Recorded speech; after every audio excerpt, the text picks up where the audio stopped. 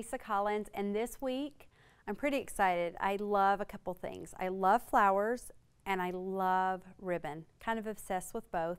My poor boys, I actually put flowers on my boy layouts and they're kind of used to it, but that's okay. So one of the things I find that as scrapbookers, we tend to do things over and over, right? So for me, I love to just have the elements of flowers. You can see these are my fabrication flowers and they actually feel like fabric. And so I just love the texture. And I think that's why I like to add flowers to my projects. And so I'm a big fan. I'm always looking for flowers and things that I can do to just put those things on my projects. I usually will actually just put hot glue to put those on my project. But another thing that I absolutely love is I love ribbon. But I have a little obsession with when I do my ribbon, I want to show this layout here, I love it gathered and a little bit different. And so one of the things that I found is it's hard to find it. Like if you can find it, sometimes, you know, it's not in the right color. And so what I've been doing is I've just been creating my own. And I've done it with muslin, I've done it with canvas, I've done it with regular ribbon. And on this particular layout, you can see that I actually used baker's twine and I stitched it, gathered it, and just put my gem there to create this particular gathering effect. So I want to show you how simple and easy it is to do. You can use regular ribbon, thread, or you can use like baker's twine, because sometimes the thicker thread, like in that particular layout, it just makes it stand out. So when you're using thread, make sure that you use a thicker thread. It will help. Or if you're using baker's twine, just instead of using the two, I sometimes just do one.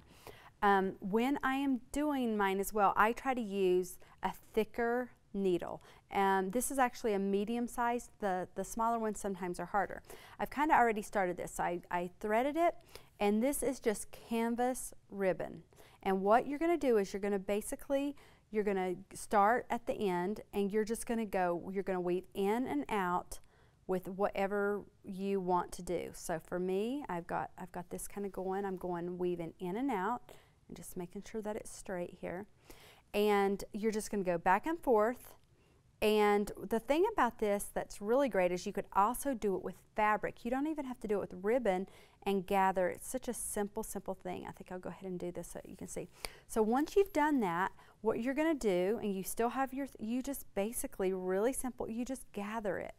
Okay, and you can play with it to be as long or as wide if you want it more shabby chic or however you want to do that.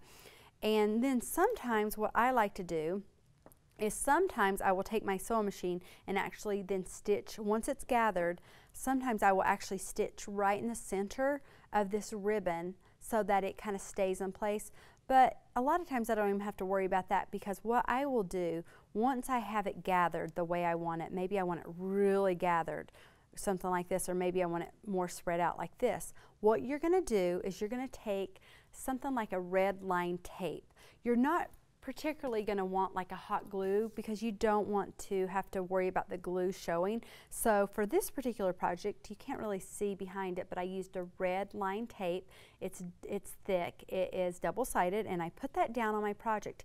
And then I would take my ribbon and then I would just put it right on top, and you don't have to worry, the gathering does not come out, and you have really cute stitched ribbon. So a little tip and trick on how to do that. I hope you will try this too, and you will have beautiful projects with flowers and stitched ribbon.